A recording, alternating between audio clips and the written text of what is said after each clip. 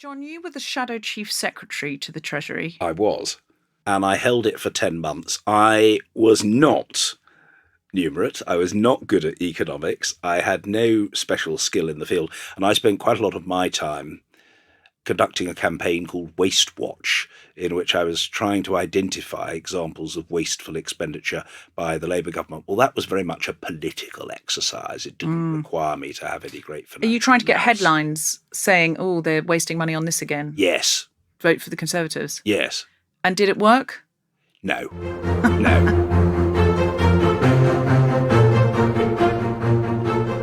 Britain has one of the oldest systems of government in the entire world. But nobody sat down and planned that system. It's composed of numerous bits and pieces cobbled together over hundreds of years as the need arose. I'm John Bercow, and for 10 years I was the Speaker of the House of Commons.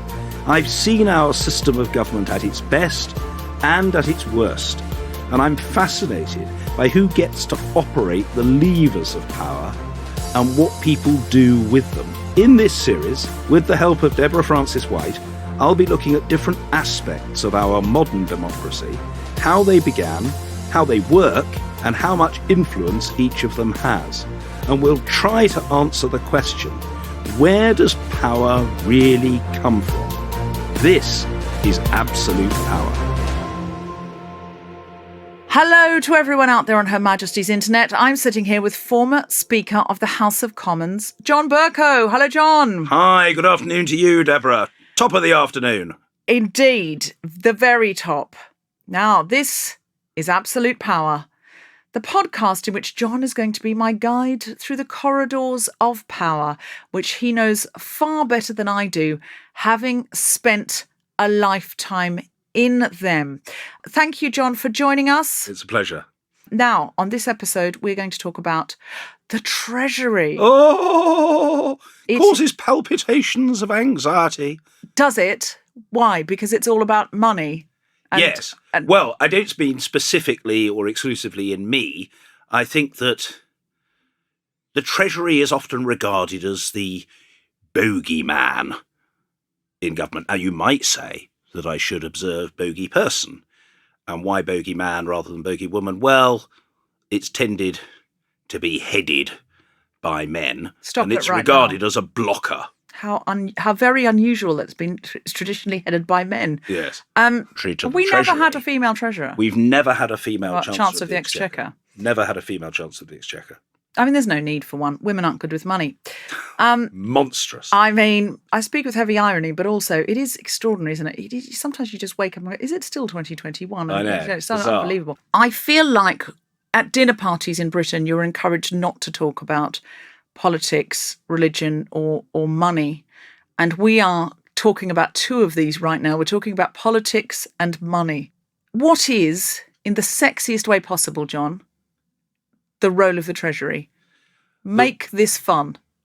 The role of the Treasury is to decide upon the required and desired level of expenditure, public expenditure by government and taxation. What the government should spend and what it should raise in taxes to facilitate that expenditure. In the process, it is preoccupied with, focused on, trying to limit that expenditure because the Treasury sees its role as balancing the books. Right. Preserving the nation's funds. The housekeeping, basically. The housekeeping. Stopping too much money being spent. Don't run up your credit cards. Indeed. So it is the department within government that is most resistant to increases in expenditure and most inclined to say, thou shalt not. Of course, we can't afford it. There are other forces at work in government. We can't afford it, yes, or we can't afford it, or we can't justify it, or it's not the most economic expenditure. Or if you're going to pay more for this, you've got to pay less for that. Yeah.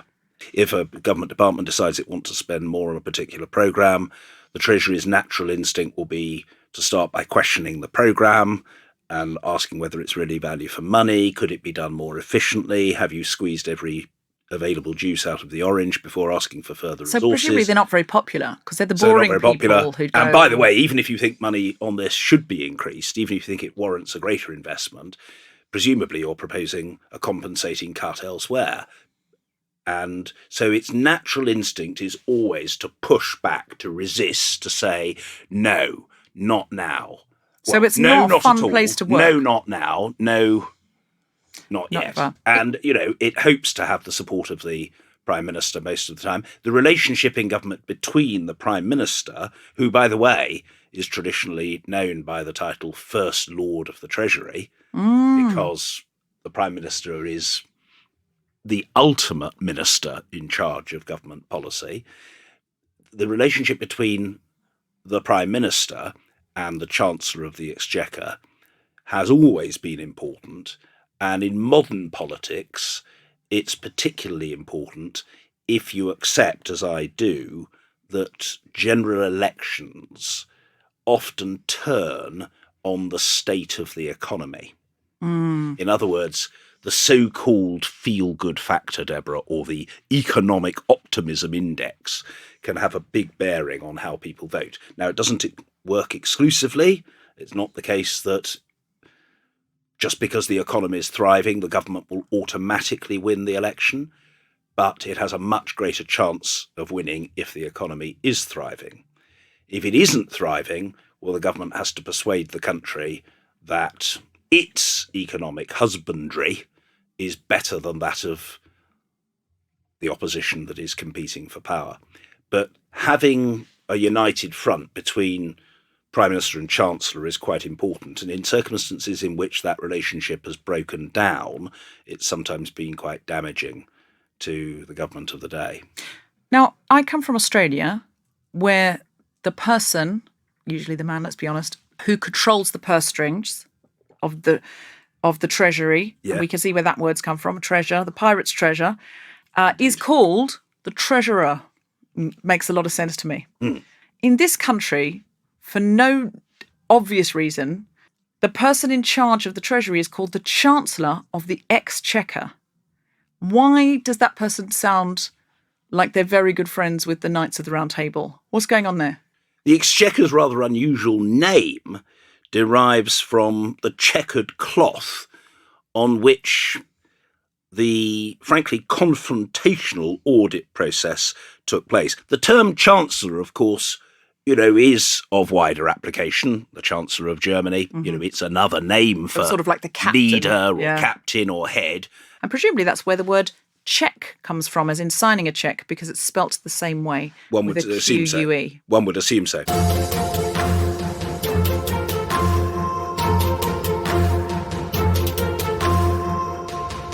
Rishi Sunak is our current Chancellor. How many MPs work for him in the Treasury? Ballpark. I mean, he will have a staff, of course. The Treasury will have a staff of, into the thousands. I'm not sure how many thousand staff there are at the Treasury. As to MPs, he will have a ministerial team which consists, there will be a Treasury Minister in the Lords, I think. I can't remember who that is off the top of my head, but there is his immediate deputy is called the Chief Secretary to the Treasury. He's the deputy. And that person also sits in Cabinet. It's the only government department, I think, in which two members of it sit in Cabinet as of right, the Chancellor of the Exchequer and the Chief Secretary. Beneath that, there's the Paymaster General, there's the Financial Secretary to the Treasury, the Exchequer Secretary to the Treasury, the Economic Secretary to the Treasury. So there are something like 6 ministers whose job it is to help Rishi Sunak.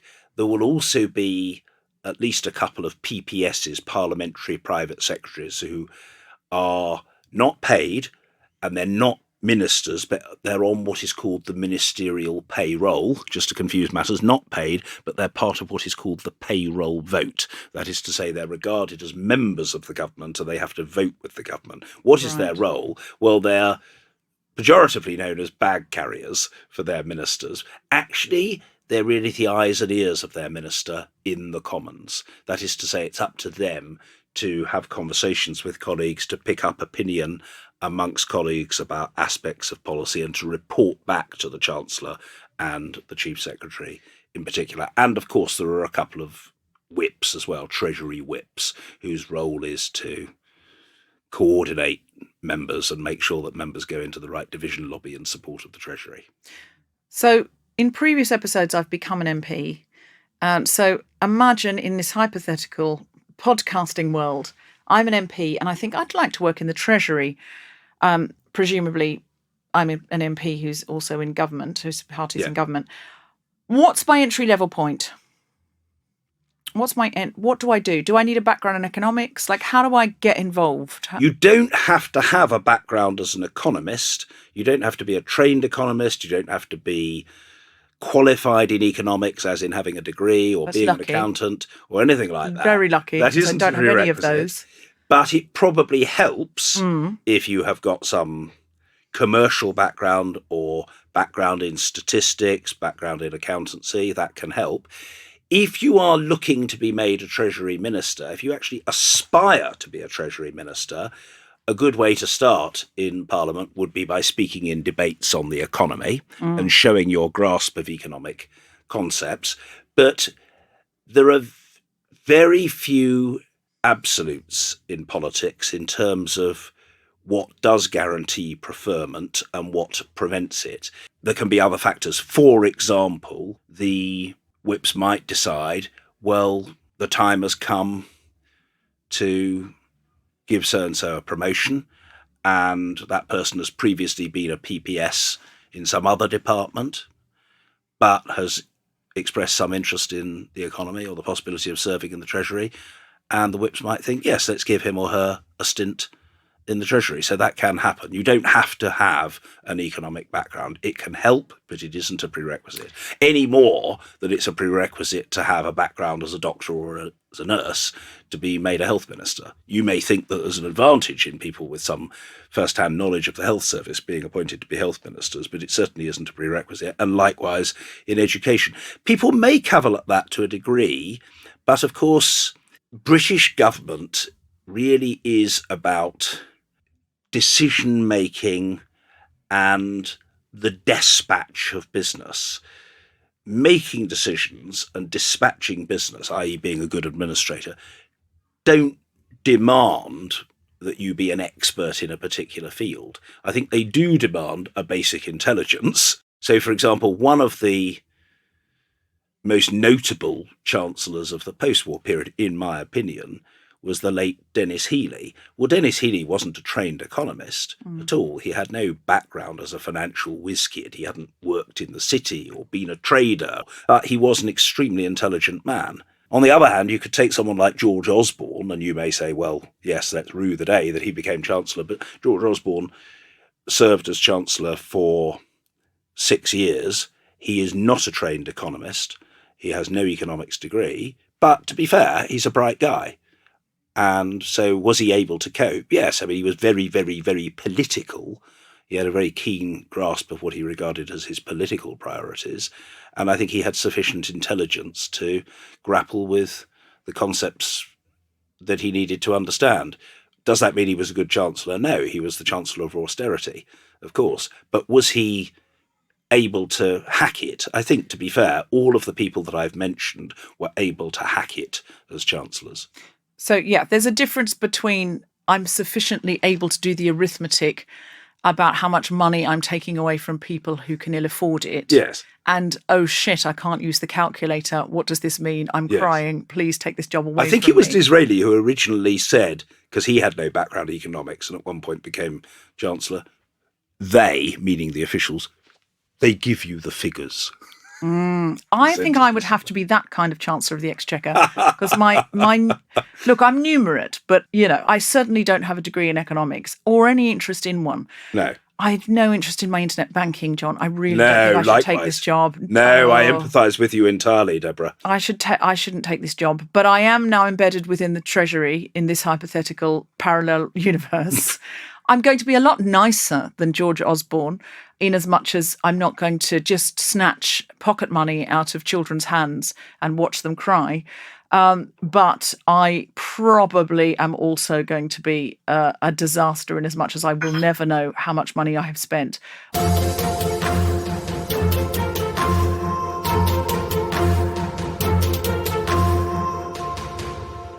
John, you were the Shadow Chief Secretary to the Treasury. I was. Is that a role you pursued, or just one that was given to you from on high?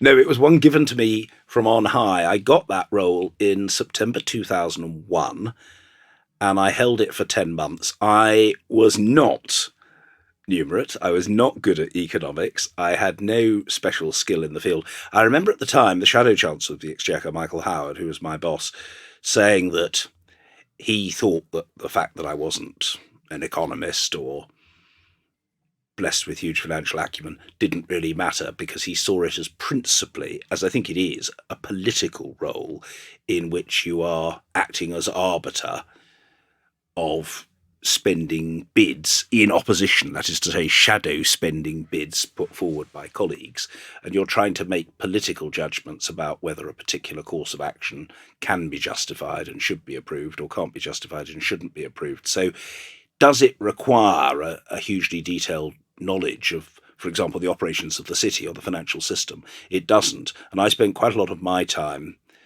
as Shadow Chief Secretary conducting a campaign called Waste Watch, in which I was trying to identify examples of wasteful expenditure by the Labour government. Well, that was very much a political exercise. It didn't require me to have any great financial. Are you trying to get nous. headlines saying, oh, they're wasting money on this again? Yes. Vote for the Conservatives? Yes. And did it work? No. No. It was a spectacular failure. Why? Well, it may have been attributable, at least in part, to my own industrial scale ineptitude, but whilst I am happy to lacerate myself, subject myself to an appropriate flagellation, I think it would be wrong to say it was all my fault. I think it was partly because, to put it bluntly, at the time, the Labour government was still popular and the Conservative opposition was not.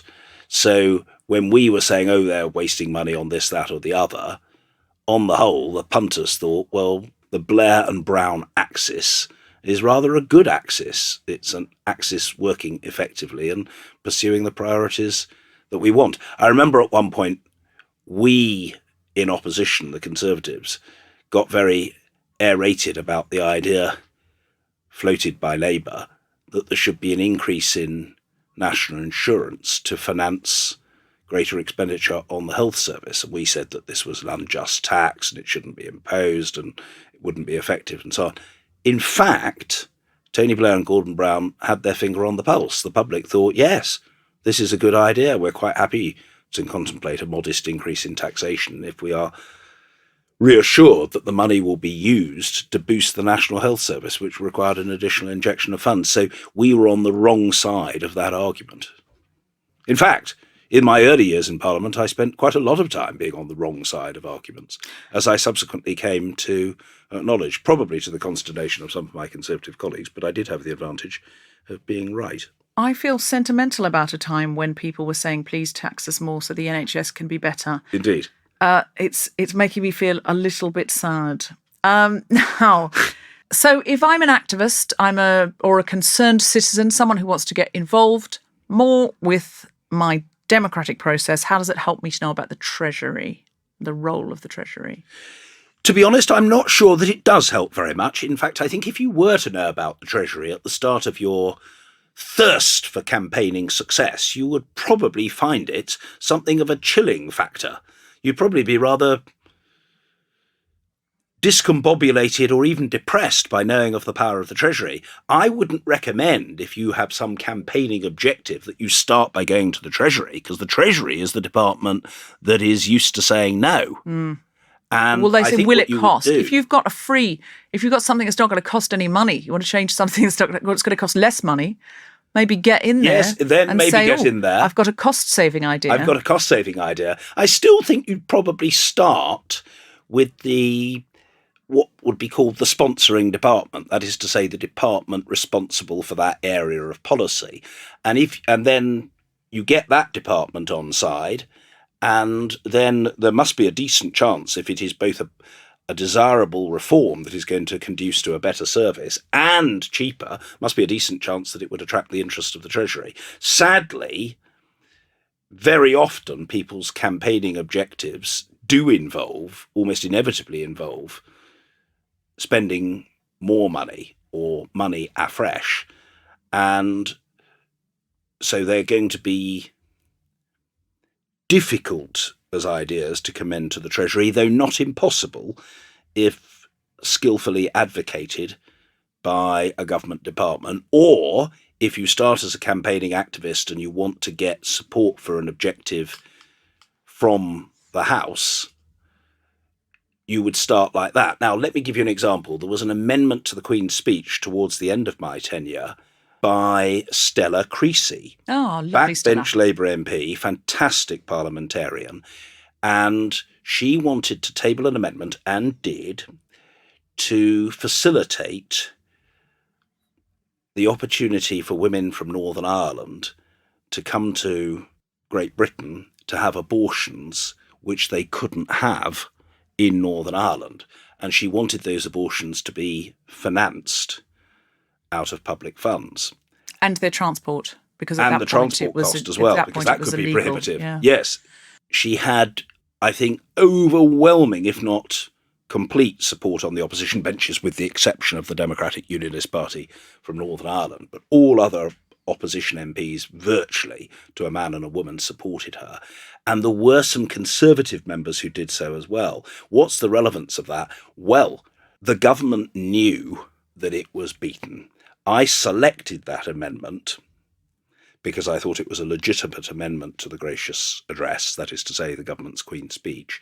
I think Philip Hammond, who was Chancellor of the Exchequer at the time, knew that he didn't have the votes to prevent the passage of that amendment, and therefore he gave up in advance. In other words, the matter didn't come to a vote. The Chancellor announced that he would effectively accept the terms of the amendment and make provision, and I think that has since happened, to the best of my knowledge.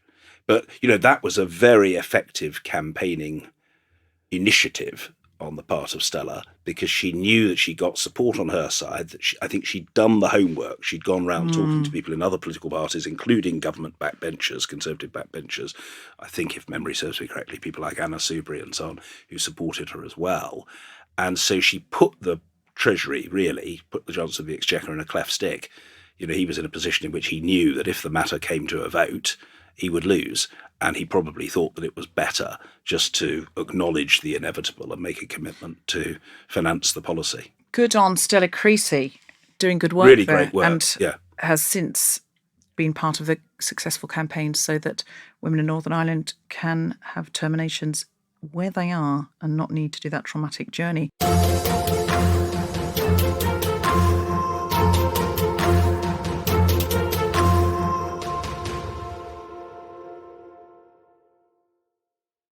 John, sometimes we have leaks from within the Treasury. So they leak the budget before the budget is announced. There was a recent leak about the green policy before COP26, saying, oh gosh, well, if we save the environment, we'll all go broke. We'd rather be dead and rich, apparently. Underwater, counting our money.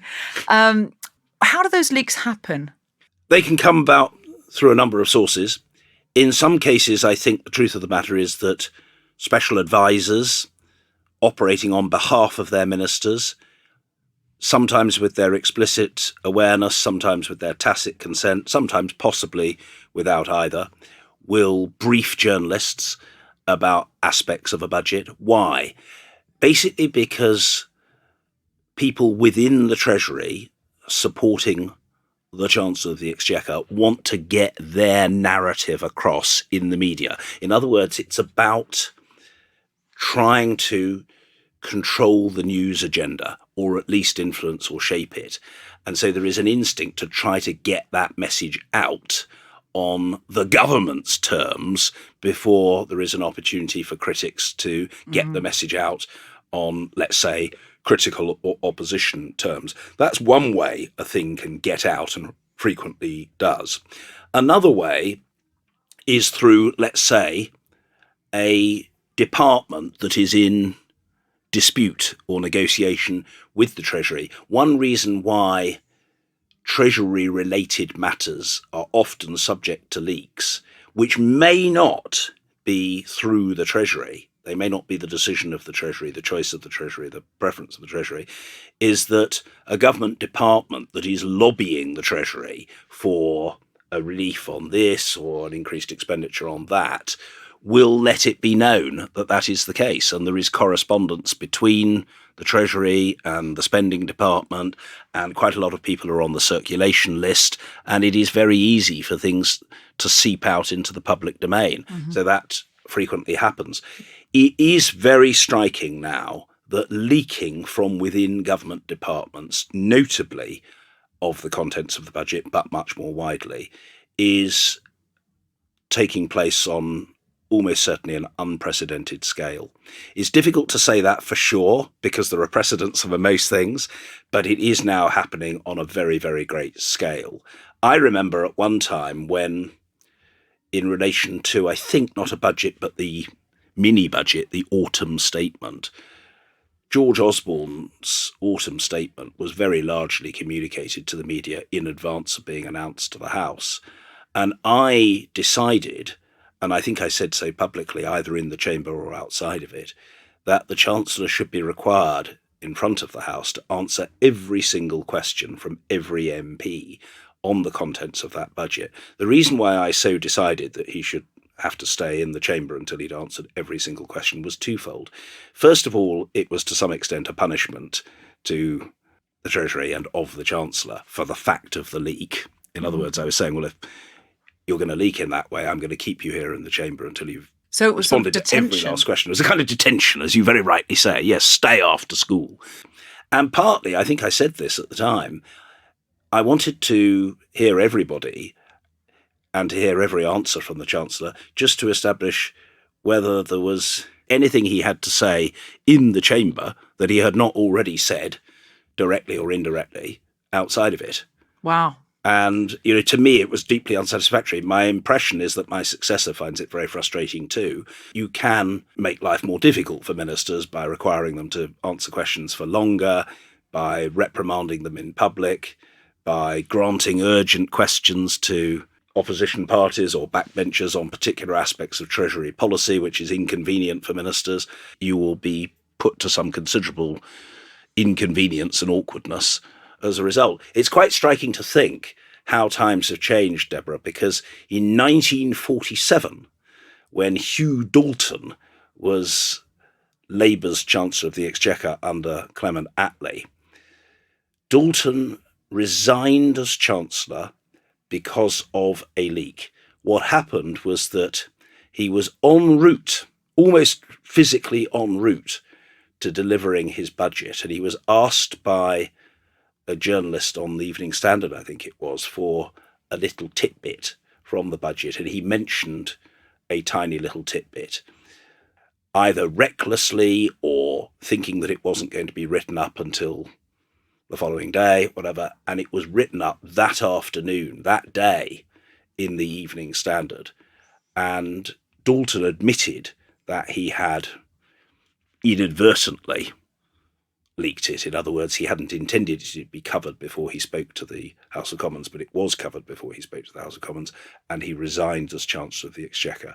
Those were the days? That is unimaginable. Oh, my Today, God. It's not a question of what in the budget is leaked. It's a question of what in the budget isn't leaked. Yeah. So it is taking place on a chronic, industrial, mega scale, and most people deprecate it, but frankly, very little has been done about it, and that isn't in any sense a criticism of any particular speaker, certainly not a criticism of my successor, but ultimately, it's a question of whether there is a basic self-discipline on the part of ministers. And whether there's a culture of leaking or not. And whether there's a culture of leaking. And I'm afraid there is a culture of leaking. It's very commonplace.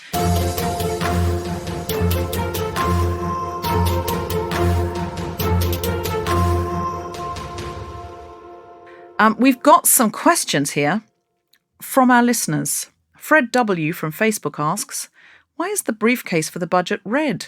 And who keeps it when it's not on show? Apocryphally, the answer to your question is that the box is red because that was Prince Albert's favourite colour. There are other explanations, but that, I think, can't be bettered.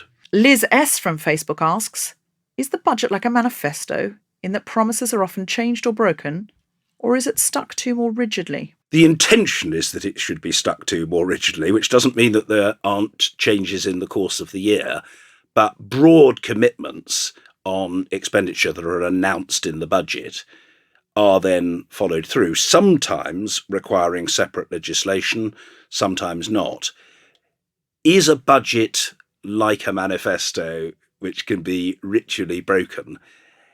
Look, any policy commitment announced by the government can be changed, it can be varied, or it can be broken in the sense either that it is deliberately dishonoured or that it isn't as an objective achieved because of other factors, extraneous factors.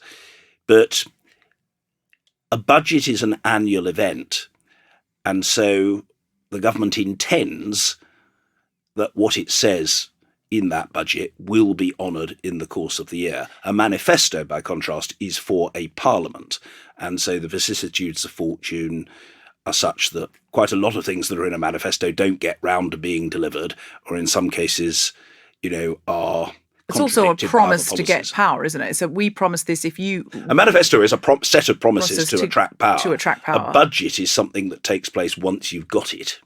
So it's more likely the manifesto will be like, oh, let's promise X, Y, and Z. They'll forget about it. Yes, I mean, sometimes very often over the years, a budget towards an election has been a very naked attempt to bribe the voters.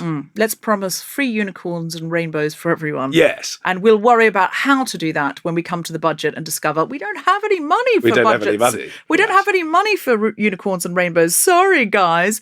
Turns out we were... Anyway, what we have got is austerity. We hope you like that instead. Finally, John, where would you put the Treasury in terms of influence in British politics? Where do they sit on the scale from basically irrelevant to absolute power? I would say the Treasury is somewhere near to 8. I think it is pretty powerful. It is the single department which has more influence on what a government department can do than any other. The Department of Health and Social Care doesn't have any significant influence at all on what the Department for Education can do, or vice versa. Sure, they can take part in cabinet discussions about policy priorities and so on and so forth, and they can all chip into that discussion and try to influence the terms of trade and the direction of the political debate. But the Treasury is superintending overall expenditure and taxation, within which all other government activity has to be conducted. So it is a hugely powerful department.